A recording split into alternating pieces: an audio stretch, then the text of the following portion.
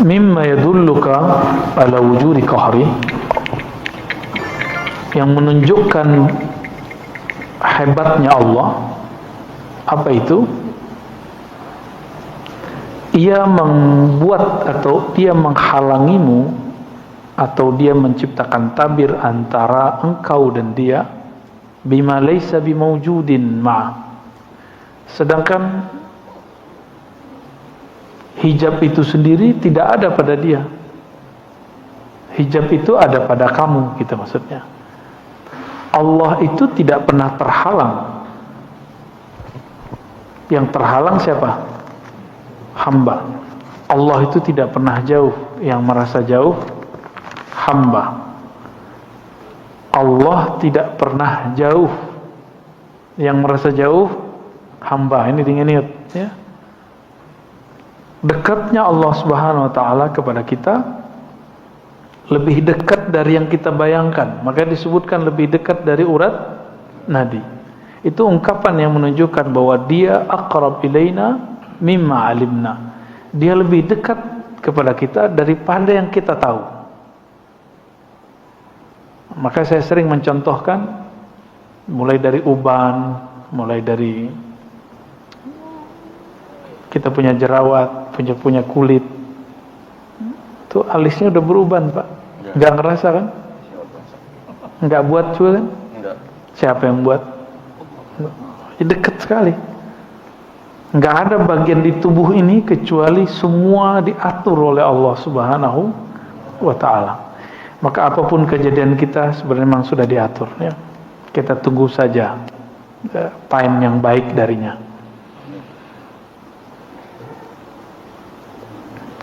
Sebelum Allah menciptakan alam, Allah gimana? Sendiri ya? Allah sendiri? Sekarang berdua apa sendiri? Yang bilang dua musyrik. Ya. Bahkan alam ini, kita ini pancaran objek dari kunnya. Kun itu keluar daripada kudrah dan iradah. Ya, masih ingat ya?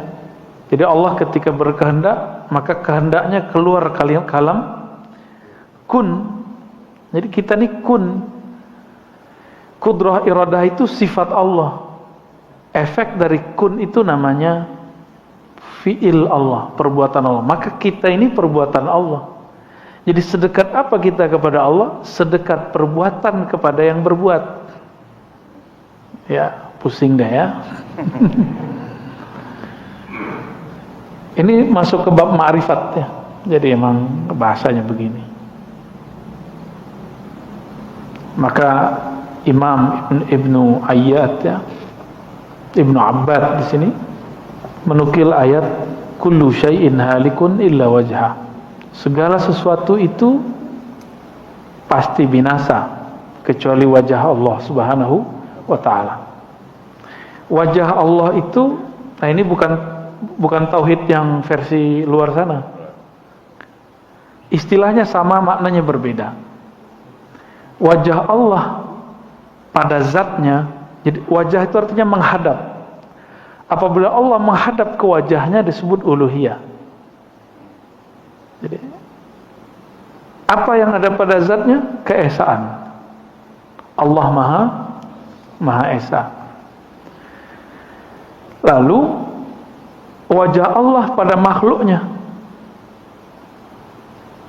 itu namanya ciptaan. Maka ciptaan ini yang tidak menghadap kepada Allah, dia akan binasa.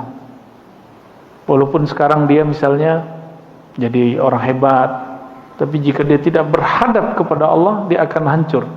Kullu syai'in halikun illa wajha. Segala sesuatu akan binasa kecuali wajahnya. Boleh diartikan yang menghadap kepadanya. Kita sholat, tapi kalbu kita nggak connect kepada Allah, itu sholat habis nanti. Gitu maksudnya ya. Ketika kita sedekah lalu tidak menganggap sedekah ini hartamu ya Allah, rezeki darimu, maka aku kembalikan kepada hambamu, itu langsung dia kekal. Sederhana ya? Sederhana penjabarannya. Apalagi zikir. Bapak zikir pengen sakti atau ingin mendekat kepada yang maha sakti? Kalau ingin mendekat langsung dia kekal. Berarti zikirnya dihadapkan kepada wajahnya, wajah rububiyahnya. Jadi rububiyah itu adalah menghadapnya makhluk kepada sang khalik. Itu disebut wajah rububiyah, ya. Maka makhluk yang menghadapkan hatinya kepada Allah, menghadapkan ruhnya kepada Allah, Allah akan kekalkan dia dengan nikmat surga, khalidina fiha, ya. Di dalam Sahih Bukhari itu, Sahih Muslim juga ada sebuah riwayat Nabi pernah bersyair dengan syair-syairnya orang-orang dahulu.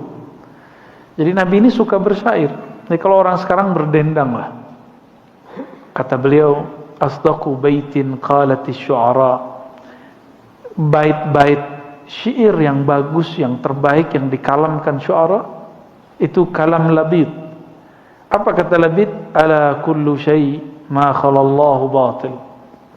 Ketahuilah segala sesuatu selain Allah itu batil. Ketahuilah segala sesuatu selain Allah itu batil. Maka niat kita benar apa enggak? Kalau emang karena Allah, dikekalkan oleh Allah Subhanahu wa ta'ala. Ala kullu syai'in ma khalallahu batil.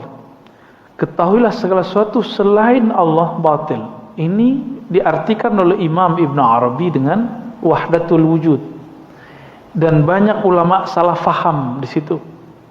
Karena tidak semua ulama itu mengalami pengalaman ruhani. Seperti Ibn Taimiyah, dia mengatakan Ibn Arabi itu sesat karena mengatakan bahwa Allah bersatu dengan alam. Ya, itu keliru. Ibn Arabi nggak ngomong gitu. Ibn Arabi ngomong wujud yang hakiki cuma wujud Allah. Wujud hakiki itu wujud yang mana dia ada dengan dirinya sendiri. Kita lahir aja dilahirin, ya enggak? Allah enggak. Lam yalid walam yulad. Ala kullu syai'in ma khalallahu batil. Ya. Segala sesuatu selain Allah batil, maka di mana saja, apa saja yang di dalamnya tidak ada nama Allah, dia batil.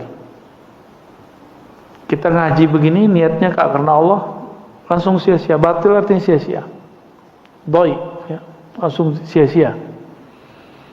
Jadi semoga Allah luruskan niat kita semua. Amin. Termasuk niat saya juga, ya. Bapak bangun masjid, kalau karena Allah, di saat bangun Allah bangun di surga, gitu.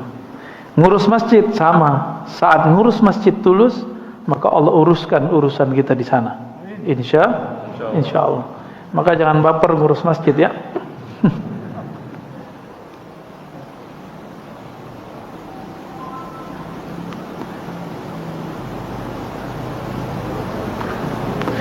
Imam Abul Hasan Syadzili pernah ngomong begini, inna lananzur ila Allahi bi basaril imani wal iqan.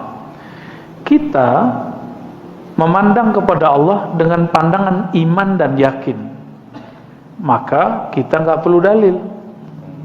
Jadi orang yang minta dalil, bukti, berarti dia kurang percaya kepada Allah. Nastadillu bihi 'alal khalq. Hal fil wujudi syai'un siwal wahidil haqq. فلا نراه وإن كان ولبدا فنراهم كالهباء في الهواء إن فتشتهم لم تجدهم شيئا.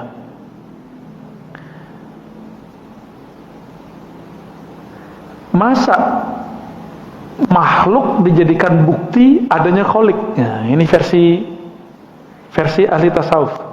Ya, kita boleh garis, ya. Ahli kalam atau ahli akidah disebut dengan mutakallimin, ya. Mutakallimin. Ahli kalam. Atau orang-orang yang sibuk dengan dalil-dalil, ini sama aja, mau aliran Asy'ariyah, mau aliran Ibnu Taimiyah sama. Mereka membutuhkan dalil. Dalil itu ada dalil teks, ada dalil alam atau ciptaan. Mana dalil ada Allah? Qul huwallahu ahad. Itu teks. Ayat sekian, nomor sekian. Lalu ada orang berdalil dengan ciptaan. Apa bukti ada Allah? Apa bukti ada Allah? Ada ciptaan. Ini versi mutakal. Jadi dia kemudian mengatakan karena ada ciptaan berarti ada Allah yang mencipta. Versi siapa? Oke.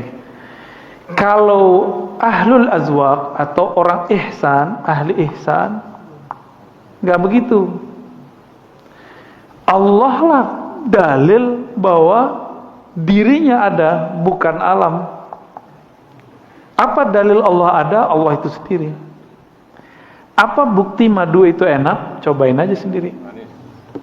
Gitu. Nggak perlu pakai dalil gula, gitu, nggak perlu.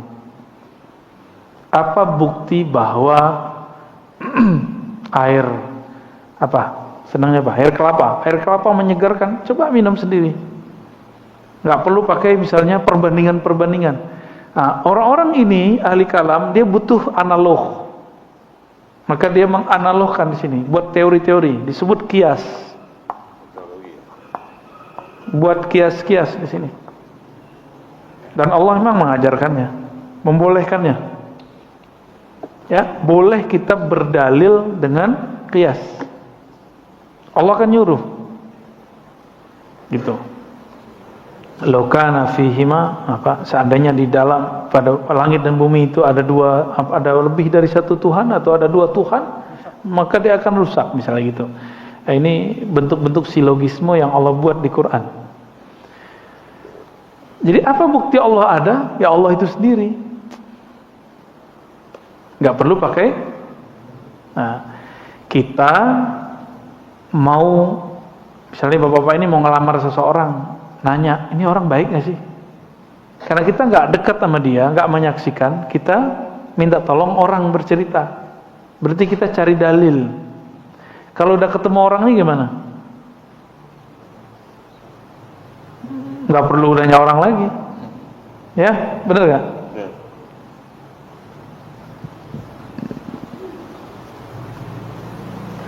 Fa'aghnana dzalika 'anid dalilul burhan, ya, karena kami percaya kepada Allah, karena Allah itu sendiri nggak perlu pakai bukti.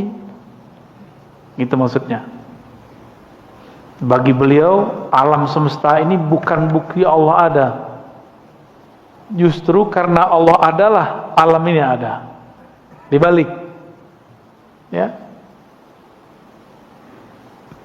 Bukti punya nyawa, badan bergerak, punya ruh, itu kata orang ahli kalam. Kalau ahli ihsan enggak, kamu hidup itu karena si nyawa itu, karena ruh itu. Gitu maksudnya, ya.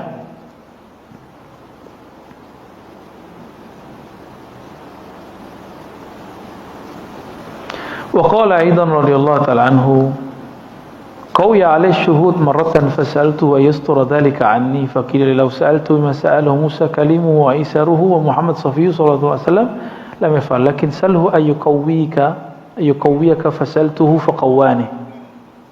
Ya. Imam Athaillah ini pernah mengalami ihsan. Apa arti ihsan? Merasa memandang Allah. Lalu dia berdoa, ya Allah, aku tidak kuat, maka tutuplah, hijablah aku dari melihat ini. Maka ada yang berkata,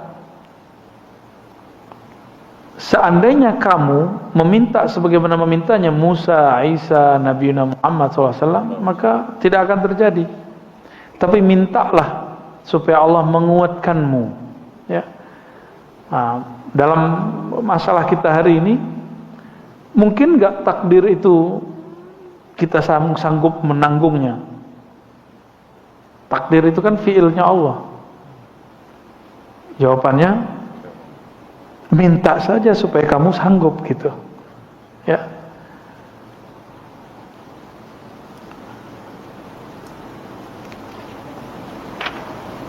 Wah, ini agak panjang di sini nih ya. Oleh karena itu,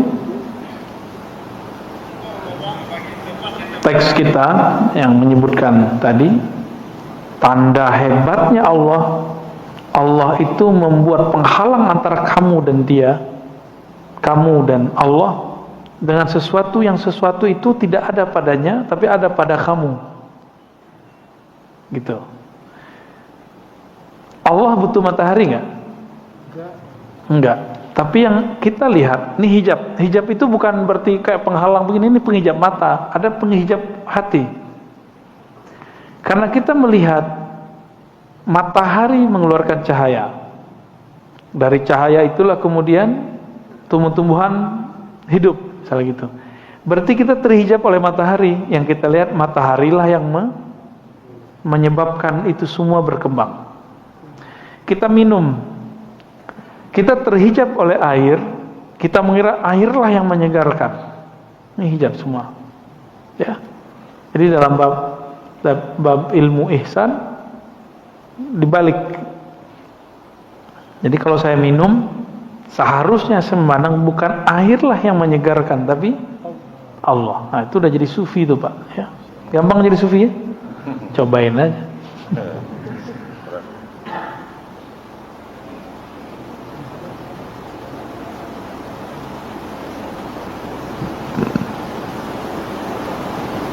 Nah, maka ada ungkapan Ibn Arabi, man syahidal khalqa la fi'la lahum faqad faz.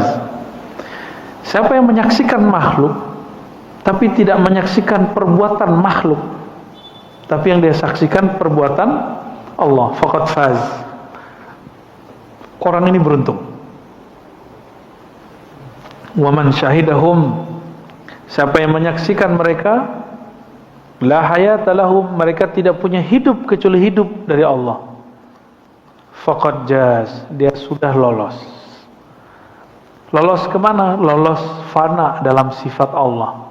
Sedangkan yang pertama fana dalam fi'il Allah. Wa man syahidahum 'ainal 'adami faqad wasal. Siapa yang menyaksikan bahwa alam ini sebenarnya hanya bayang-bayang semata, atau hanya pancaran Allah saja, tidak ada hakikatnya kecuali Allah lah yang memberikannya hakikat, faqad wasal, dia telah wusul kepada Allah Subhanahu wa taala. Maka wusul itu bukan Bapak ini tiba-tiba terbang ke alam mana, bukan. Wusul itu kesadaran kepada Allah. Maka wusul bertingkat. Ada wusul kepada nama Allah, ada wusul kepada perbuatan Allah, ada wusul kepada sifat-sifat Allah, ada wusul kepada zat Allah. Nah, wusul kepada zat Allah itu coba Nabi Muhammad SAW. Dan nanti kalau kita beruntung ketemu Al-Imam Al-Mahdi ya. Semoga apa ya. Mau ngapain lagi ngaji begini kalau nggak bukan itu ya. Semua nabi mengingatkan kaumnya kedatangan Dajjal. Maka pewaris-pewaris nabi mesti menceritakan persoalan Dajjal itu dan Imam Mahdi. Makanya semenjak pandemi saya mulai bercerita banyak tentang Dajjal dan ya, ini perintah dari Rasulullah langsung, ya.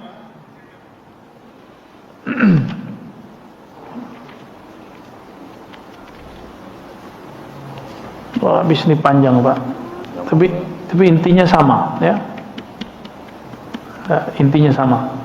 Sampai 24. Itu kita skip aja ya. Isinya sama. Jadi jangan bayangkan Allah itu terhijab. Yang terhijab siapa? Kita. Karena cara pandang kita. Bapak kalau masih menganggap air yang menyegarkan masih terhijab. Bukan berarti kita nggak perlu minum air. Justru saat meminum air itulah pakaikan adab. Ya Allah, dengan namamu aku mau minta kesegaran. Gitu. Bukan berarti kita nggak akan minum obat. Justru kita berdoa, ya Allah, ini obat kata dokter. Rasul mau memerintahkan aku untuk berobat, maka aku berobat. tapi aku tahu kesembuhan darimu ya Allah. Kayak gitu. Jadi bermanja-manjalah dengan Allah Subhanahu wa taala. Man taraka minal jahli, ya, kita lanjut. Tidaklah meninggalkan kejahilan. Syai'an, sedikit pun, man arada, siapa yang berkehendak, menginginkan, ayyuhditsa fil waqti ghaira ma azrahu Allah fi, agar terjadi suatu, misalnya khusyuk gitu ya, atau merasakan getaran-getaran kolbu, atau pengen misalnya mi'raj gitu, tapi sebelum saatnya, pengen jadi mursyid sebelum saatnya, itu gawat itu ya. Pengen jadi mursyid nggak Pak? Pengen jadi mursyid nggak? Tahu mursyid nggak? Bang? Yakin kuat.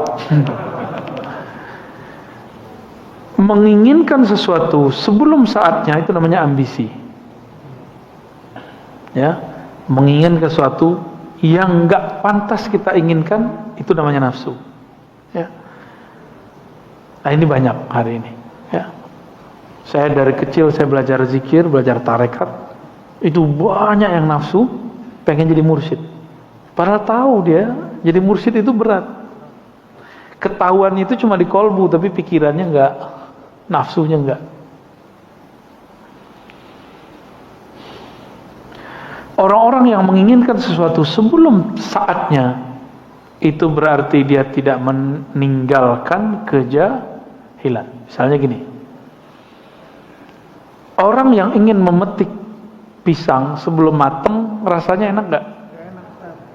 Kira-kira begitu. Orang yang ingin menjual pisangnya sebelum matang sama dengan orang yang belum pantas menjadi guru terus jadi guru. Guru di atasnya mursyid, belum saatnya dia jadi mursyid, dia mengklaim dirinya jadi mursyid misalnya. Maka nanti buah yang dia berikan kepada murid-muridnya itu rasanya sepet pasti. Ya. Ini yang ngomong bukan saya teringat kalam Sidi Abdullah Qumari yang kemudian dijelaskan ulang oleh Syekh Zakaria Al-Halabi, ya. Kawan dari guru saya, Kiai Ahmad Marwazi. Dan perlu diketahui, jadi mursyid gak jadi mursyid bukan masalah umur, tapi masalah pengalaman rohani. Ya. Mau lama tapi pengalamannya dikit dan tidak ada kedewasaan rohani. Ini kan ciri-ciri orang bukan nggak dewasa. Ciri-ciri orang tidak dewasa, childish secara rohani. Jadi dia badannya tua, tapi rohaninya masih bocah, masih anak-anak. Dia menginginkanmu istijabah doa sebelum saatnya, ingin mendapatkan getaran zikir sebelum saatnya, ya. Ingin memiliki sesuatu sebelum saatnya. Coba lihat anak-anak meminta yang belum umurnya, pernah nggak? Dulu pernah anak-anak nggak? Pernah nggak minta ke orang tua sesuatu yang bukan umuran kita? Hah? Beneran? Antum waktu kecil ingat nggak? Minta sesuatu itu bukan umuran kita seharusnya. Takut galak orang tuanya. Kalau saya sering dulu minta sesuatu yang sebenarnya itu belum umur saya minta. Nah, tapi dikasih tahu ini belum, ini tuh orang gede, kita paham. Anak kecil ini kan ada tipe yang bisa dibilangin, ada yang nggak bisa dibilangin.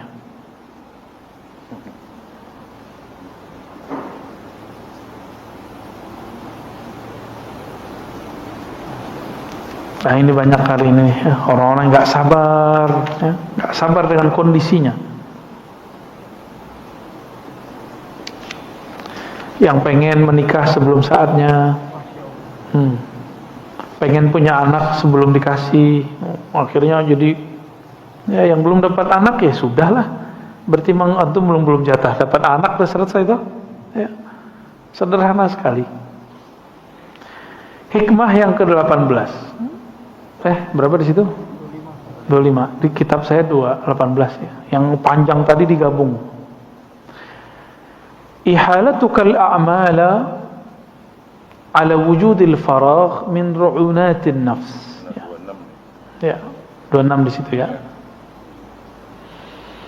Ciri-ciri orang, kalau bahasa Jawanya apa? Goblok. Kalau bahasa sini apa? Bodoh. Jahil. Ya, PA. Wah, itu bahasa ente tuh. Cum. Ihalatukal a'mal ala wujudil faragh min ru'unatin nafs. Engkau menunda-nunda satu amal padahal ada waktu yang luang. Itu ciri-ciri ru'unat an-nafs. Kekacauan, kebodohan, kalau bahasa kasar itu kegoblokan. Ya, an-nafs, jiwa. Tanda, kalau bahasa saya, ini tanda jiwamu labil gitu. Waktu kosong malah dia biarkan. Nanti ketika sibuk berandai-andai. Coba kalau luang, dikasihlah luang WFH. Bener? Tapi sama aja.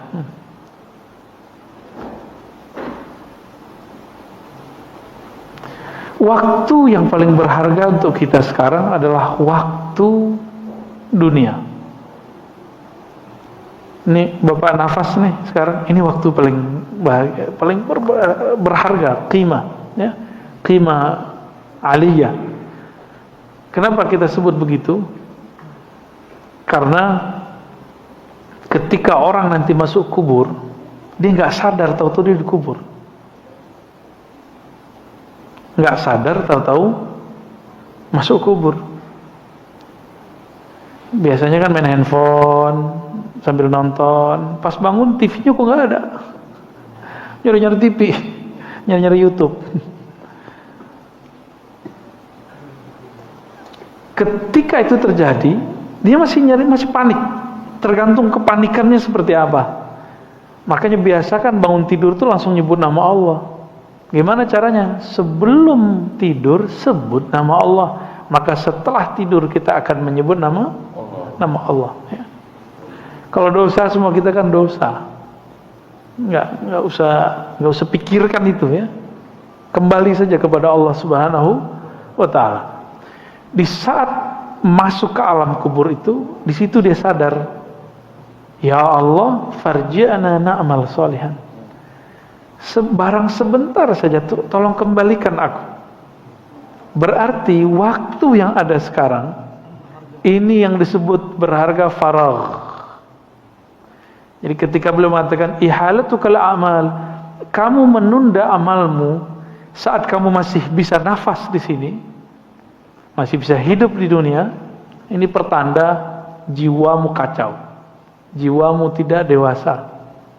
Jadi nggak ada cerita lagi ya, malam nanti sudah harus witir minimal ya, tahajud lah kalau bisa. Kalau ketinggalan kotor, nggak ada cerita lagi, harus mulai kemudian beramal yang banyak. Dan amal yang paling bagus amal kolbu. Amal kolbu ada dua, ngaji dan membuang sesuatu yang buruk dari kolbu. Dua aja amal kolbu. Ini amal paling mahal, ya, yang membuat kita bisa bahagia di dunia. Kalau kita mentalak dunia,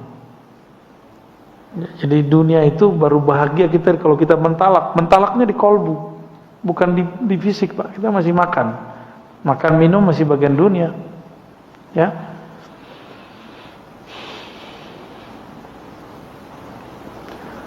Maka orang-orang yang melalaikan masa-masa di dunia ini, itulah orang yang paling kacau jiwanya, ya, paling labil jiwanya.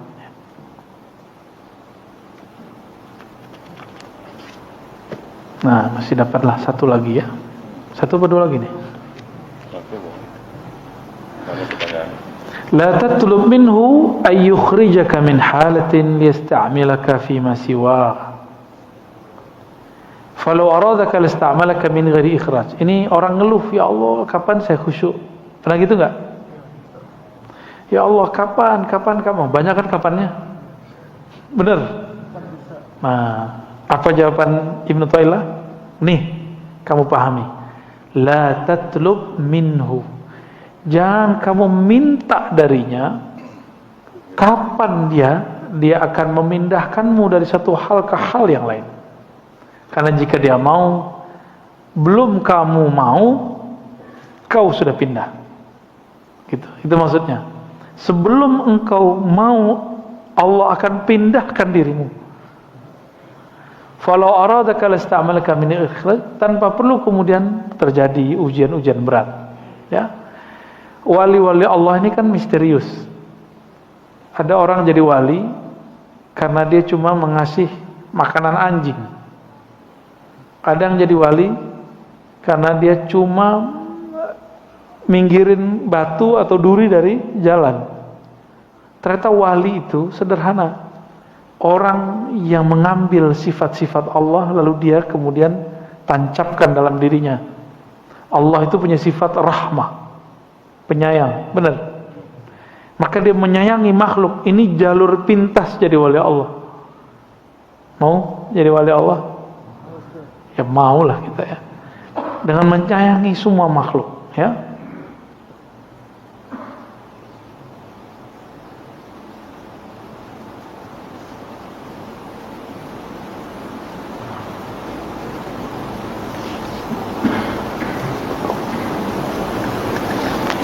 Jadi kalau ada orang pengen zuhud terus dia berhenti kerja, itu bukan zuhud. Ya. Buktinya apa? Antum ketika tidak bekerja kepikiran duit mulu. Itu tanda-tanda zuhudnya nggak benar. Ciri-ciri orang zuhudnya benar, dia udah nggak mikirin duit. Duit datang cari dia. Dia nggak nyari duit, duit nyari dia. Akhirnya tidak ada kemudian gangguan dalam dirinya masalah rezeki. Itu baru zuhud. Ya, gimana? Itu nggak berat kalau pakai hati, tapi kalau pakai ini berat. Jadi kajian hikam itu jadi berat kalau antum pikir-pikirkan. Tapi kalau antum pakai rasa, saya rasain dulu, itu nanti ketemu. Ya. Saya dulu berpikir, kapan saya bisa baca kitab ya? Memikirkan itu bikin stres. Akhirnya Allah takdirkan kita ketemu guru-guru hebat, lalu saya mampu baca kitab, berkah mereka. Tanpa saya kepikiran ini. Jadi nggak mikirin waktu. Nah, kalau orang-orang yang ya coba kalau saya bisa baca kitab kayak kamu, nah ini namanya ngandai-ngandai. Berandai-andai itu bagian daripada was-was syaitan. Ini hati-hati nih, ya. Dapat banyak Pak, kita dikit-dikit aja. Ma aradat himmatu salik an taqifa indama kushifa laha illa wa nadathu hawatiful haqiqah allati tatlub amamak. Tidaklah berkehendak keinginannya salik, himmahnya salik untuk berdiam, tawakuf namanya. Udah jadi bahasa orang Betawi ya, tawakuf pengajian. Tawakupan. Tuh. Ente habis tawakupan ya. Tidaklah seorang salik berkehendak untuk diam tawakuf ketika mengalami suatu kasyaf. Dia puas dengan pengalaman ruhaninya itu, melainkan nanti akan ada sir berkata, yang kamu cari masih jauh di depan. Bukan itu yang kau cari. Gitu. Jadi kalau orang mengalami khusyuk, bisa nangis, belum Pak. Masih ada lagi di atasnya. Bapak ngerasa sholat nih kayak di hadapan Allah, belum, masih ada lagi makom di atasnya. Apalagi apa yang antum paling ingat-ingat ketika sholat, paling enak, bahagia, masih ada lagi di atasnya. Ya, gitu maksudnya. Jadi yang kamu cari itu bukan bahagia, tapi sumber bahagia. Yang diperlukan Allah itu dari kamu, bukan Allah nggak memerlukan apa-apa juga ya. Yang Allah kemudian mau ambil dari kamu itu bukan khusyuknya, tapi usaha untuk memperoleh khusyuknya, itu yang Allah ambil ntar. Ya, emang khusyuk gampang ya? Gampang Gampang Pak? Enggak susah. Gampang enggak susah sama Pak. Apa maknanya di sini? Dunia kerohanian ini akan selalu ada guidance dari Allah. Ini gurunya kan nggak ngomong nih, tapi di hatinya dia bicara. Hatinya yang bicara. Ini yang disebutkan dalam hadis istafti qalbak. Mintalah fatwa ke dalam kalbumu. Ini beliau mengajarkan itu. Ya. Dalam kitab Khatmul Aulia disebut dengan muhadatsah khidriyah. Dialog khidriyah itu maknanya, ya.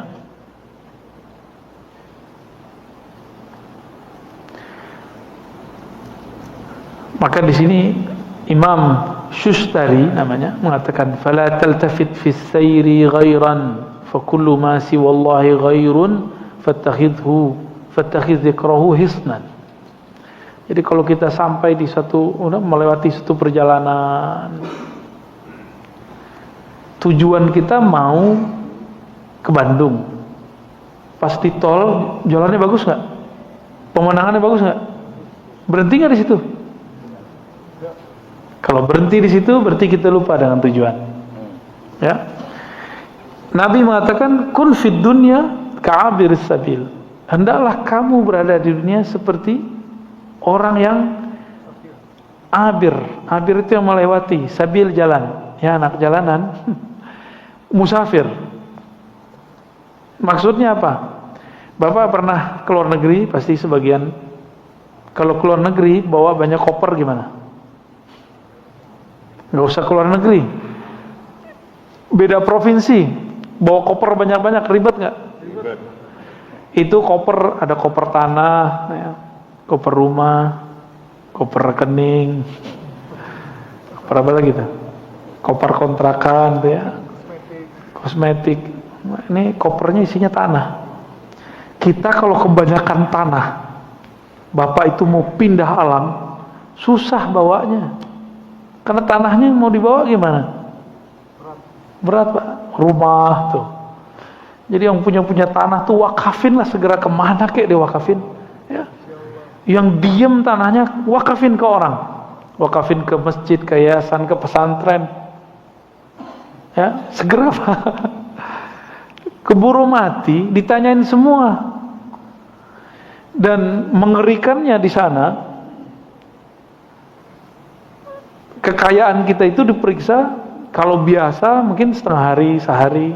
Nabi Nabi Sulaiman itu 2000 tahun.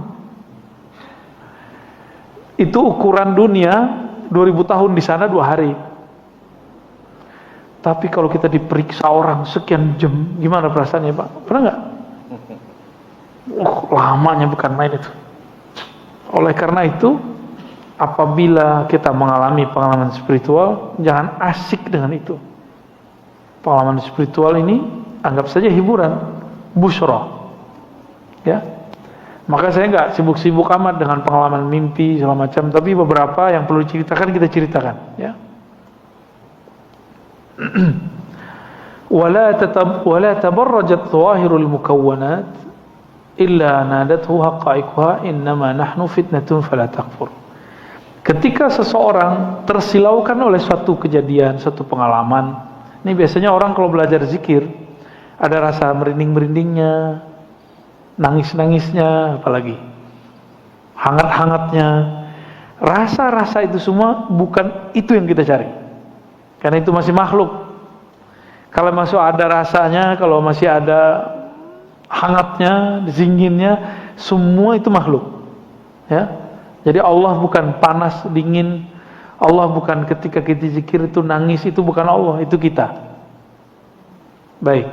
Nanti kan kalau kita bilang, kalau kita zikir, Allah itu bisa nyandain sebenarnya. Apa kata Allah? Ya kamu, aku kan gak pernah kemana-mana, ngapain dia panggil-panggil? Ya, zikir, ya Allah, Allah, Allah, Allah. Allah ngomong, aku bersamamu dimanapun engkau berada. Maka sebenarnya zikir-zikir kita itu tidak pernah membuat kita jadi wali, Pak. Zikir itu haknya badan, haknya kolbu. Yang membuat seseorang jadi wali, jika di dalam dirinya ada rahmat Allah. Mau jadi wali kan? Biar gampang jadi wali. Minimal jadi wali murid ya. Wali murid jadi wali karena dia sayang sama murid, benar nggak? Maka wali Allah karena dia sayang kepada makhluk Allah Subhanahu wa Ta'ala. Nah, setiap kali terjadi pengalaman-pengalaman yang menghalangi kita kepada Allah, maka berkatalah hakikat-hakikat ini, kami ini hanya ujian, janganlah engkau kufur. Innama nahnu fitnatun, kami ini hanya ujian, fala takfur, jangan kufur.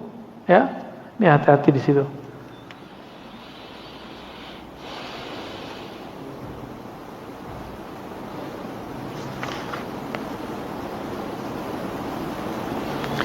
Ya.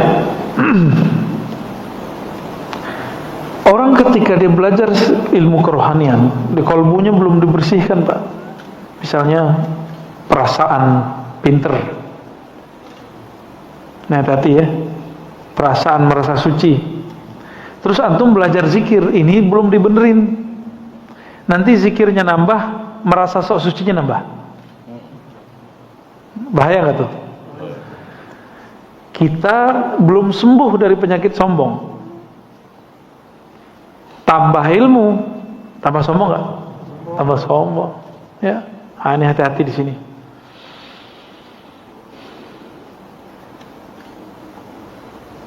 Oleh karena itu,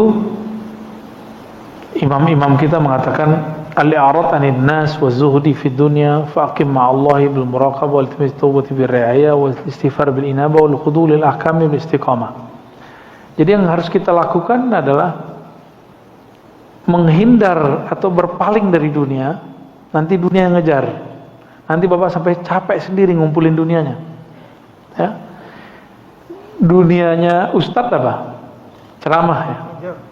Nanti diubur-ubur orang terus Pak ntar. Ya. Jadwal gitu. Ketika kita sudah bosan dengan semua jadwal, tambah banyak yang minta. Ya. Emang begitu. Bapak kan kalau udah kan katanya tua pengen hidup bahagia. Masa pensiun, apanya yang pensiun? Ya. Katanya nanti kalau anak-anak udah gede bisa jagain kita. Yang ada kita jagain anaknya, cucunya. Saya menyarankan nih teman-teman, nih mohon maaf ya antum tersinggung aja ya. Kalau sayang sama orang tua, jangan susahkan orang tua dengan cucu-cucunya. Sesekali boleh, seneng. Jadi sama orang tua itu ya buatlah mereka kasih fasilitas senikmat-nikmatnya biar orang tua itu nyaman. Ridho orang tua kita jadi wali Pak. Gampang tuh? Tuh ridho al-walidain. Ridhonya orang tua itu ridho Allah. Kalau Allah ridho, wali nggak? Ridho Allah fi ridho al-walidain, kan gitu ungkapannya. Uwais Al-Qarni jadi wali kenapa? Karena dia banyak wirid? Karena dia berkali-kali umroh? Enggak. Kenapa ini nggak diekspos? Kenapa sebelum pandemi? Kayaknya kalau mau jadi orang bener umroh dulu berkali-kali ya. Yang kaya orang travel ya. Maaf ya orang travel ya. Ini nggak diekspos bahwa Uwais Al-Qarni jadi wali bukan karena dia pergi haji umroh. Justru karena dia nggak jadi pergi umroh dan haji. Kenapa dia menjadi wali? Karena dia merawat ibunya. Ya, memuliakan ibunya. Mahar masuk jadi wali itu. Gampang-gampang susah ya? Ya enak nih ngomongin doang. Ntar kalau sudah ketemu orang tuanya bingung.